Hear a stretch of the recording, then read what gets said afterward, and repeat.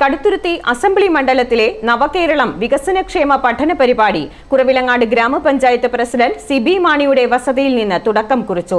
കർമ്മസേനയിലെ സന്നദ്ധ പ്രവർത്തകർ വികസനക്ഷേമ പ്രവർത്തനങ്ങളെ സംബന്ധിച്ച അഭിപ്രായങ്ങളും ഭാവി കേരളത്തിന്റെ വികസന ആവശ്യങ്ങളും സംഭാഷണത്തിലൂടെ തിരിച്ചറിവുണ്ടാക്കി രേഖപ്പെടുത്തിയ വിവരങ്ങൾ പ്രത്യേകം തയ്യാറാക്കിയ ആൻഡ്രോയിഡ് ആപ്പിലൂടെ അപ്ലോഡ് ചെയ്ത് സംസ്ഥാന തലത്തിൽ എത്തിക്കും. കേരളത്തിലെ മുഴുവൻ വീടുകളിലും എത്തി അഭിപ്രായങ്ങൾ സ്വീകരിച്ച് ഭാവി കേരളത്തെ സംബന്ധിക്കുന്ന കാഴ്ചപ്പാടിന് ജനാധിപത്യപരമായി വ്യക്തത ഉണ്ടാക്കലാണ് ലക്ഷ്യം.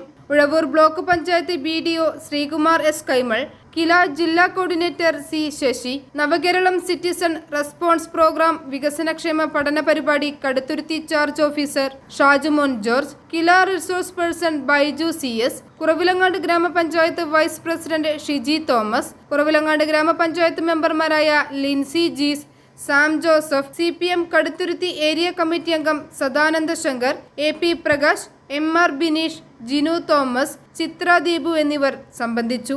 നല്ല ഒരു ആശയമാണ് ആളുകളിൽ നിന്നും അഭിപ്രായങ്ങൾ സ്വീകരിക്കുന്നത്.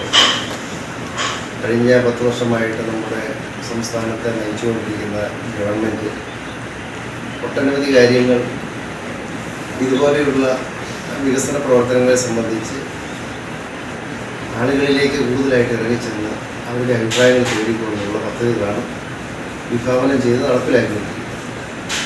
നവകേരള സദസ്സ് അതിലൊന്നായിരുന്നു.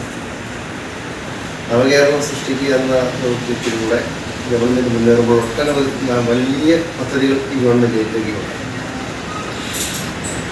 നമ്മുടെ വാട്ടർ മെട്രോ അടക്കമുള്ള ദേശീയപാതയുടെ വികസനത്തിന് വേണ്ടിയിട്ട് നമ്മുടെ ഇന്ത്യയിൽ തന്നെ ആദ്യമായിട്ടാണ് ഗവൺമെൻറ് പണം കൊടുത്ത് സംസ്ഥാന സർക്കാരിൻ്റെ പണം നൽകി സ്ഥലം വാങ്ങി ദേശീയപാതയുടെ നിർമ്മാണം പൂർത്തീകരിച്ചു.